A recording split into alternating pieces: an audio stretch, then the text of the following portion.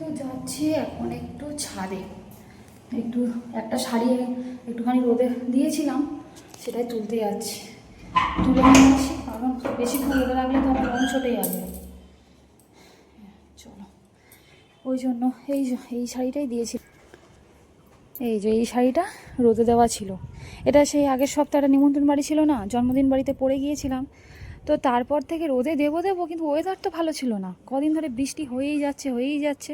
আর এই দুদিন একটু রোদ হচ্ছে, তো দুদিন আর দেওয়া হয়নি। তবে আজকে ভাবলাম রোদে দিতেই হবে, একটু হাওয়া খাইয়ে বা ঘরে রেখে দিয়েছিলাম রোদে দেবো বলে। তো আজকে এই সুযোগ পেয়েছি, রোদটা দিয়ে দিলাম, দিয়ে এবার ভালো করে সুন্দর করে ভাঁজ করে আলমারিতে তুলে রেখে দেবো, হয়ে যাবে।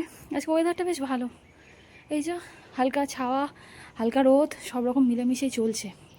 ওয়েদারটা বেশ ভালো, যে বৃষ্টি খুব একটা নেই, এমনি খুব একটা গরমও নেই। নিয়ে যাই এবারে, আর বেশিক্ষণ রাখবো না। এই শাড়িটা ভীষণ সুন্দর, খুব কমফোর্টেবল শাড়ি। আমার দিদি ও দেওরের বিয়ের সময় আমাকে দিয়েছিল আগের বছর, ভীষণ সুন্দর শাড়িটা।